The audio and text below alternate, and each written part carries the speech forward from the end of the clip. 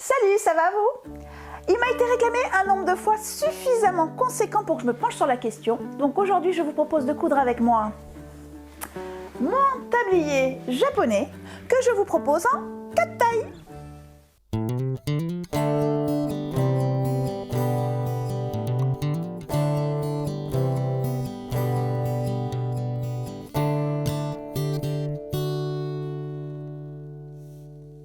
Pour ceux qui ne me connaissent pas, je suis Sophie alias Swingso, je suis couturier tailleur dans la campagne girondine. Il y a déjà pas mal de patrons de tabliers japonais gratuits et payants à votre disposition sur le web. Ça ne m'a pas empêché de réaliser le mien, d'une parce que je trouvais pas forcément le modèle parfait pour moi, et aussi parce que je trouve que même si c'est une forme simple et par principe pas trop ajustée, le principe taille unique, c'est pas toujours adapté. Du coup, si vous avez envie de faire le même tablier japonais que moi, ou si vous avez envie de soutenir notre chaîne, vous allez pouvoir acquérir le patron en cherchant sur votre moteur de recherche préféré, lacabaneacoude.fr, ou bien tout simplement en suivant le lien qui est dans la description. Ce patron, c'est un patron brut à télécharger avec sa fiche technique, mais sans pas à pas ni photo explicative. Vous allez voir qu'avec cette vidéo, vous ne devriez pas avoir de problème pour le montage, d'autant qu'il n'y a pas trop d'étapes pour y arriver et pas trop de pièces de patron non plus. Comme vous le voyez, c'est un vêtement extrêmement simple, très peu ajusté comme je le disais précédemment. Le principe, c'est qu'il est croisé dans le dos, donc facile à enfiler, il tient bien et il couvre bien partout. Donc ça protège bien des taches. Et puis je lui ai mis deux petites poches parce qu'on a toujours besoin de poches. Et au niveau finition, il est tout simplement fini par un biais qui fait tout le tour. Voilà, donc c'est une finition simple et efficace. Quand vous allez télécharger le patron, vous allez avoir non seulement évidemment les pièces à imprimer et à coller ensemble pour obtenir les pièces de patron proprement dites, et vous allez avoir une fiche technique qui contient les métrages nécessaires, tous les conseils tissus et la longueur de biais aussi nécessaire pour réaliser l'ouvrage, ainsi qu'un tableau de taille qui va vous aider à déterminer quelle est la meilleure taille pour vous. Pour info, pour vous donner un petit point de comparaison, moi je fais un tour de poitrine de 104 cm et la version taille moyenne, taille M, me convient parfaitement. On n'oublie pas évidemment qu'un tablier ça se met par-dessus les vêtements, il ne s'agit pas de faire un tablier moulant, enfin vous faites ce que vous voulez mais c'est pas le principe. Comment il est destiné à aller dans le jardin essentiellement, ce tablier je l'ai décidé de le faire en bon jean. Pas du tout élastique, mais bien résistant parce qu'il va aller avoir plein d'herbes et de plein de choses du jardin et donc il va aller souvent à la machine. Donc je voulais quelque chose de facile et résistant. Sinon les cotons, effets lin, les lins lavés, des tissus pour nappe en général, il faut quelque chose quand même qui a un petit peu de lourdeur pour que votre tablier tombe bien. Bon, trêve de bavardage, vous avez téléchargé, imprimé, découpé votre patron, donc on n'a plus qu'à se retrouver à la table de coupe.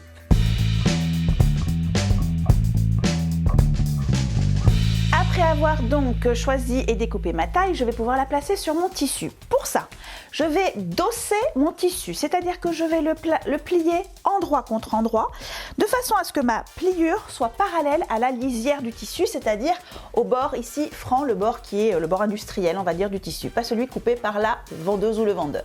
Du coup, maintenant, je suis sûre que je vais pouvoir placer correctement mon patron papier et que je vais être bien dans le droit fil, c'est-à-dire que mon ouvrage ne va pas se déformer dans le temps.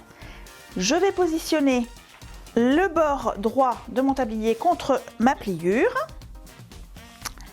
Hop, je vais mettre une ou deux pinces. C'est le plus simple finalement pour les épingler à cet endroit-là. Et je vais également positionner ma poche donc sur le tissu. Alors ici j'ai un endroit qui est parfait pour cela.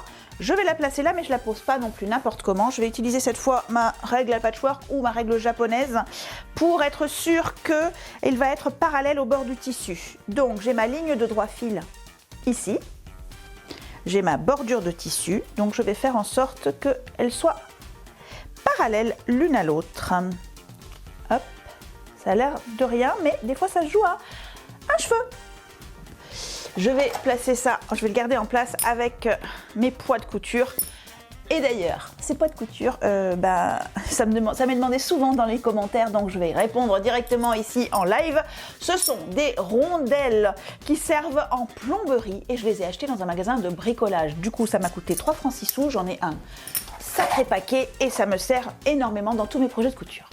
Au moment de manier les ciseaux, vous avez deux options. Soit vous allez d'abord tracer en suivant les lignes ici votre tour de patron, tout le contour, soit vous allez directement couper avec donc soit vos ciseaux, soit votre cutter rotatif. Moi je vais y aller au cutter rotatif en vous alignant tout simplement sur les bords du papier.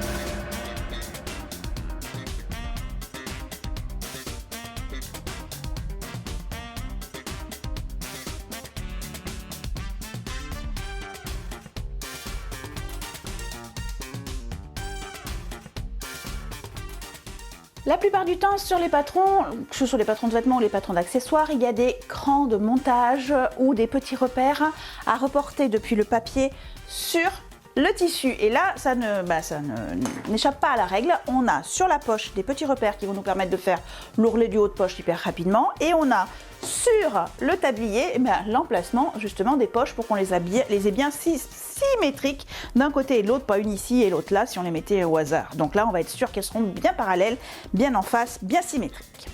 Alors, pour la poche, j'ai donc mes petits crans ici pour le premier rempli et le deuxième. Hop. Donc je coupe dans la marge de couture sur environ 5 mm.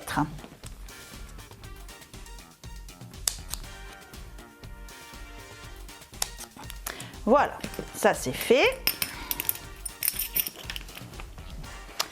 Et ici, pour l'emplacement de poche, je ne vais pas pouvoir aller donner un coup de ciseau en plein milieu de mon tissu évidemment. Je me suis trompée, j'ai besoin de mon fil de bâti.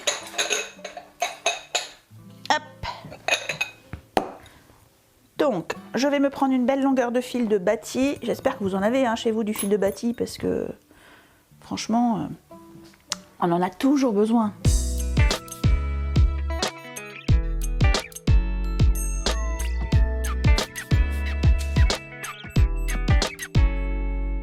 Je le double et je vais venir donc à l'emplacement de mes deux croix ici qui seront les deux angles de poche, planter mon fil. Hop. Donc je l'attrape par en dessous, je le fais revenir presque au même endroit.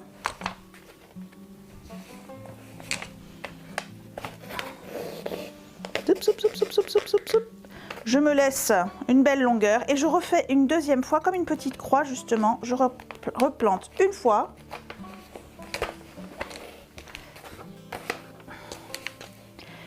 Là encore, eh bien, je vais laisser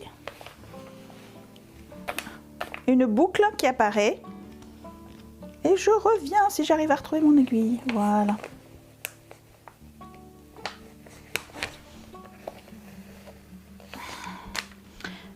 Donc, hop. Là encore, je laisse du fil et hop. Alors, vous le verrez bien ce que ça donne une fois que je vais l'avoir enlevé. D'ailleurs, je vais vous le faire comme ça, je crois, pour le deuxième. On va faire ça directement sur le tissu, je pense que vous verrez bien. Hop. Donc j'ai planté au bon endroit. J'enlève tout ça et je vais mieux vous montrer. Donc, je plante le fil, je l'ai planté effectivement au bon endroit. Dessous, dessus, j'ai attrapé les deux épaisseurs de tissu. Je garde une belle longueur. Et je fais une petite croix dans l'autre sens. Là, vous allez mieux voir ce que je fais. Hop. Voilà. Je laisse une boucle et je coupe assez loin. Et maintenant, du coup, quand je vais ouvrir mon tablier, ici, j'ai pas mal de fils pour le premier cran et pas mal de fils pour le deuxième cran. Et vous allez voir qu'évidemment, ça fait quelque chose de symétrique. Et du coup, on va pouvoir se lancer déjà en couture vu qu'on n'avait que deux pièces à couper. Je vais laisser de côté le tablier lui-même, le corps du tablier. Et on va s'intéresser aux poches.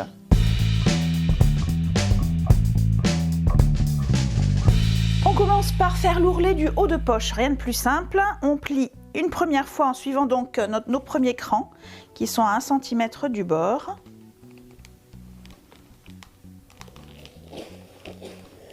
Et on plie une deuxième fois en suivant notre deuxième cran qui est 2 cm plus bas.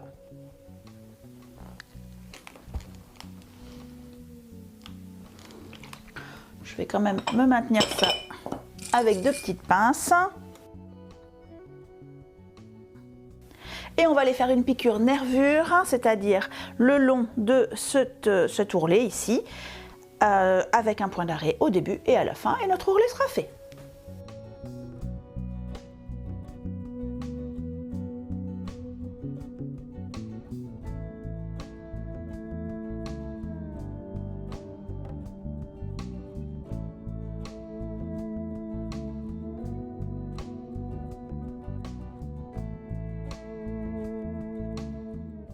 Maintenant, on va replier les 3 autres côtés de façon à avoir un très joli arrondi. Et pour ça, on va se munir de notre fil de bâti, que je vous dis que ça sert à quelque chose, le fil de bâti, qu'il faut absolument en avoir, et d'un gabarit qui va nous aider à vraiment avoir une poche qui va être bien arrondie et bien symétrique. Tout simplement, j'ai pris de la cartoline, enfin donc un peu de carton, un papier un peu épais, et vous voyez, j'ai reporté la forme de ma poche terminée, ici, sur la cartoline. Voilà, ce qui fait que ça va me permettre je vais m'appuyer dessus pour faire mon ourlet. Donc on fait ça en 2 temps. D'abord, avec notre fil de bâti, dans les marges de couture, donc c'est des marges de couture de 1 cm, dans la marge ici, je vais venir faire tout simplement un fil de point comme ça, hop, en laissant de quoi tirer après, vous allez voir, hop, ici.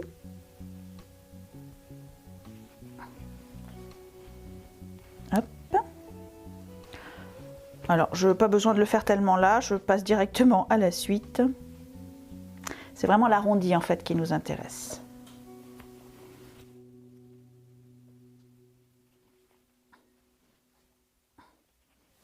Ah bah, du coup, ça tombe bien, c'est juste ce qu'il me fallait. Voilà. Et maintenant, je vais placer mon gabarit au bon endroit. Et, on les voit, en tirant sur les fils des 2 côtés, je vais froncer mon bord de poche. Et puis, bien, au fer, je vais marquer tout ça pour que ça reste en place. Donc, je le fais de ce côté. Vous voyez, ça fait un bel arrondi déjà, on le voit. Là, c'est droit, donc je continue en ligne droite. Oh, attention à ne pas se brûler. Mais là aussi, je tire bien.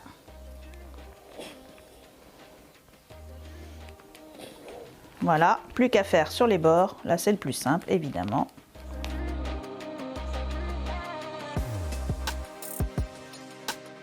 Et voilà, ainsi j'ai préformé ma poche, regardez.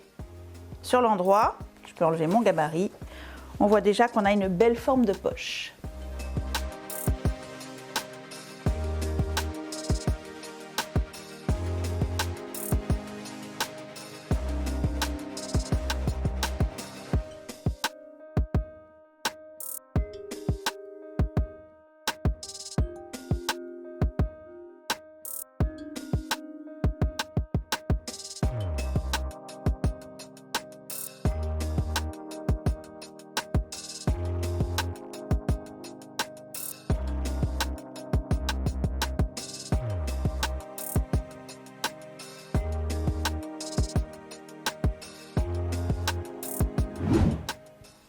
Maintenant que nos poches sont toutes belles, toutes bien arrondies, on va pouvoir les poser aux emplacements prévus à cet effet. Donc, on va se repérer à nos fils de bâti ici et on va venir tout simplement poser l'écran supérieur, voilà, l'ourlet en haut, pouf. Pareil, l'autre en face. Et on va venir bien les épingler tout autour avant de retourner à la machine. Donc, on épingle.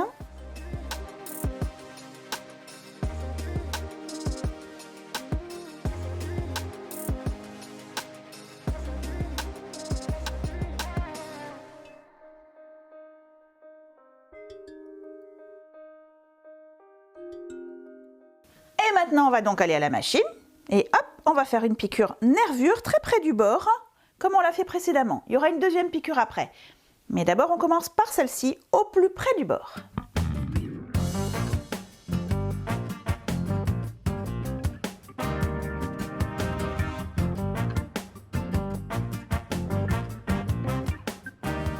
Alors, vous voyez, le truc casse-pied quand même, c'est qu'il faut passer un petit peu tout le tablier entre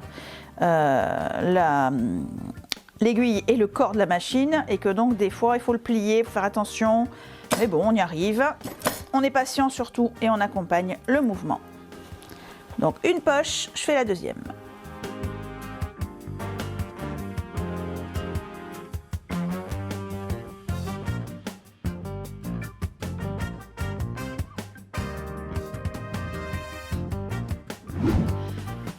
Alors les poches sont posées mais elles ne sont pas terminées.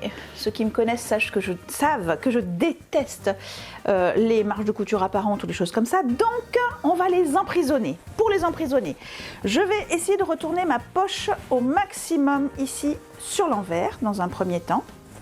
Donc je suis dans la poche et je vais essayer d'enlever un petit peu de cette marge de couture restante.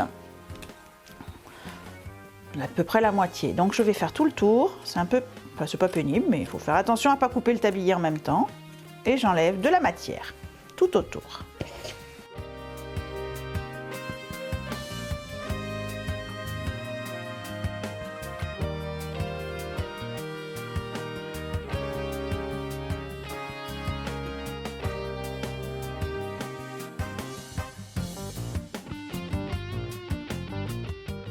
Et maintenant, je vais venir faire une piqûre parallèle à la première, cette fois-ci, non pas en me mettant en nervure, c'est-à-dire au bord, mais en mettant environ à 0,75 du bord sur votre machine domestique. C'est la largeur si vous vous alignez sur le bord de votre pied presseur. Ça tombe bien, c'est simple.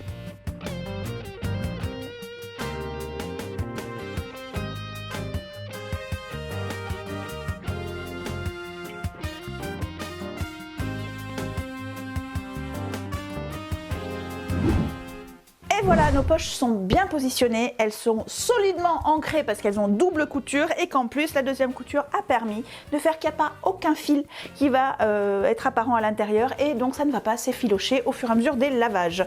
Et comme il va aller dans le jardin, il va être lavé souvent. Et maintenant on va assembler le tablier lui-même.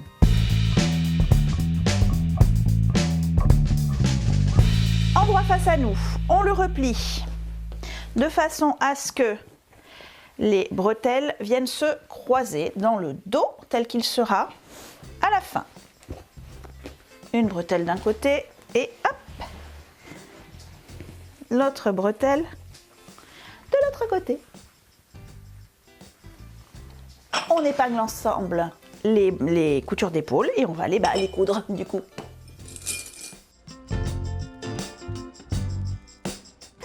Et n'oubliez pas que l'on assemble à 1,5 cm du bord puisque notre marge de couture au niveau de l'épaule est de 1,5 cm.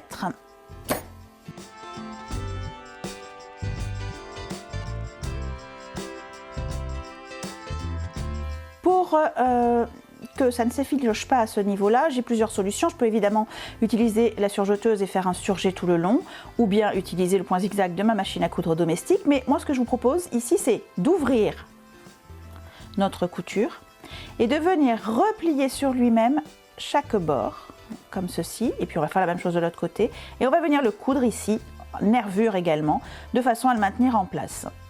On replie comme un mini ourlet et on vient le piquer en place avec un point de 4 mm.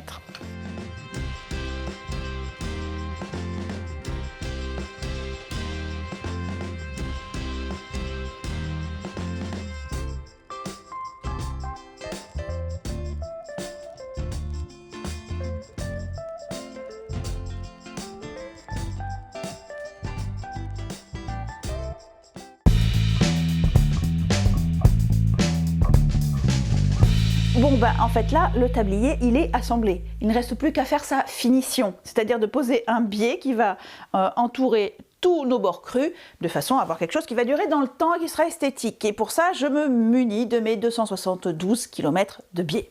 Le plus rapide évidemment ce serait de le poser à cheval avec la technique du biais à cheval, c'est-à-dire tout simplement de plier notre biais en deux et d'insérer ici notre tissu, notre bord cru, et puis de faire tout le tour. Parce qu'en fait, on va faire ça, on va faire tout le tour. On va faire qu'une seule piqûre. Donc vérifiez que vous avez bien du fil dans votre canette et dans votre bobine avant de vous lancer, parce que c'est... Il y a 6 mètres de couture à faire d'un coup. Donc la technique la plus facile, c'est la technique du biais à cheval, mais du coup je pense aussi aux débutants. C'est un projet quand même assez débutant, donc c'est parfait pour se lancer. Donc ce qu'on va faire, c'est qu'on va le faire en 2 temps. On va d'abord ouvrir notre biais, on va se placer sur l'envers et on va venir donc piquer tout autour en se positionnant dans le creux là, marqué par, par la pliure du biais. Donc on va coudre dans ce pli et on va se laisser une bonne dizaine de centimètres libres pour commencer. Donc je vais commencer à ma pince et je ne vais pas épingler parce que d'abord il faudrait 1 million d'épingles et que je me piquerai partout, et que en fait ce qu'on va faire, c'est que doucement on va un petit peu déformer le biais pour qu'il s'adapte à la forme du tablier et non pas l'inverse. Allez, on va à la machine. Beaucoup de biais, donc on risque de l'emmêler. Moi, ce que j'aime bien faire, c'est que finalement, je vais le jeter derrière moi, je vais le passer sur mon épaule, avec tout le reste derrière, oups, voilà, qui viendra au fur et à mesure. Comme ça, je sais où est le biais. Et n'oubliez pas que ça, c'est lourd, notamment si, comme moi, vous l'avez fait en jean, donc n'hésitez pas à accompagner le tissu en le gardant sur vos genoux, de façon à ce que ça ne fatigue pas le moteur de votre machine, et puis que vous ayez quelque chose de régulier. Allez, on s'y attaque. À tout à l'heure.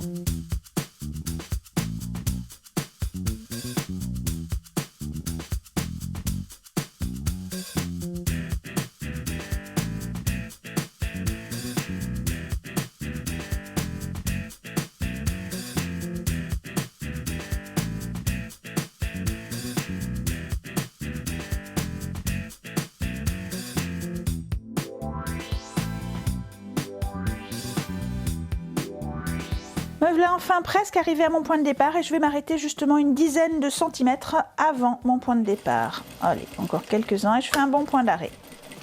Maintenant, il va falloir assembler les bouts de biais ensemble. Voilà, j'en ai trop, j'en enlève. Et pour ça, on va retourner à la table de coupe. Ok, le biais est cousu pratiquement sur tout le tablier, sauf les 10 cm ici que j'ai laissé libre. On va essayer de faire une finition propre, un peu haute couture, tant qu'à faire. Donc pour cela, alors on va on en met un de côté. Le deuxième, on va l'ouvrir complètement, le positionner ici, et on va venir tracer. Alors, on peut le faire exactement à 45 degrés, mais on va le faire allez, au pif. On va venir tracer donc à peu près entre les deux, entre ici et ici, on va venir tracer une ligne comme ceci, en biais donc par rapport à notre bande de tissu, et on va venir couper à cet endroit-là.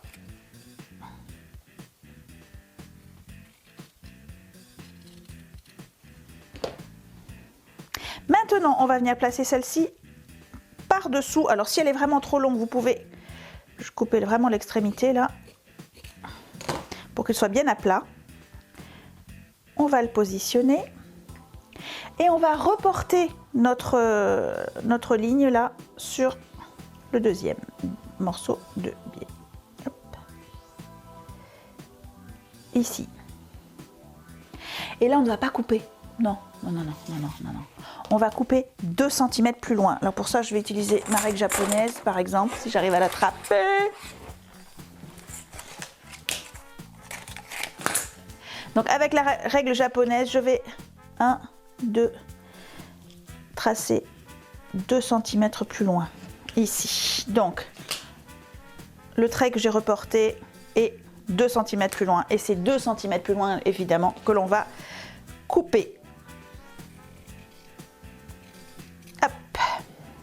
Et maintenant, on va écarter le tablier lui-même et venir placer donc les deux éléments comme ceci. Alors, vous allez avoir des petites oreilles là qui dépassent de chaque côté et vous allez venir assembler ensemble les deux extrémités à 1 cm du bord. Et maintenant, on va pouvoir venir terminer cette couture-là qui nous manquait. Tout simplement, on le place à plat, on ouvre notre marge de couture et on va venir coudre pour rejoindre notre début et notre fin de couture précédente.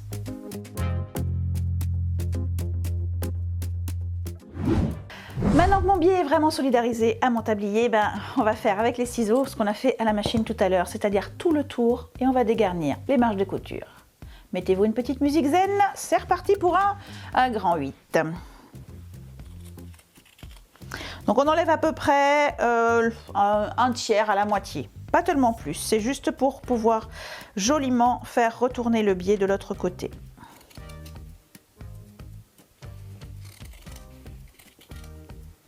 A few moments later. On peut enfin maintenant faire notre dernière couture, notre couture de finition, c'est-à-dire qu'on va rabattre notre biais sur l'endroit. On va le faire au fur et à mesure, de la même façon. On va y aller bout par bout et on va venir au bout des 6 mètres. Et donc, sur l'endroit, donc vous tirez bien ici, vous les gardez repliés. Alors je commence là par exemple. Et le but, ça va être d'aligner notre pli ici avec notre couture précédente et de venir piquer nervure. Donc on va réajuster patiemment au fur et à mesure parce que comme je vous l'ai dit tout à l'heure, épingler tout ça, trop de temps, trop de choses qui piquent sur nos petits genoux. Donc on retourne à la machine pour le dernier petit tour. Pas de point d'arrêt au départ, on finira en revenant là où on a commencé et ça fera le point d'arrêt.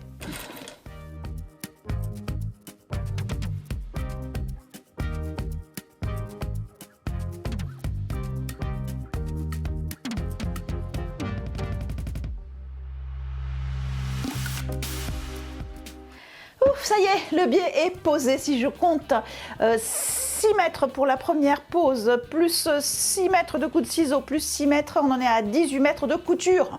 On aime coudre, alors on va pas se plaindre. D'autant que, comme je vous l'ai dit, si vous êtes à l'aise avec le biais ou si c'est votre 3e ou 4e tablier, vous pouvez le poser directement à cheval sur le bord du tissu, ce qui fera qu'un seul passage et pas besoin de coup de ciseau. Donc ça va 3 fois plus vite.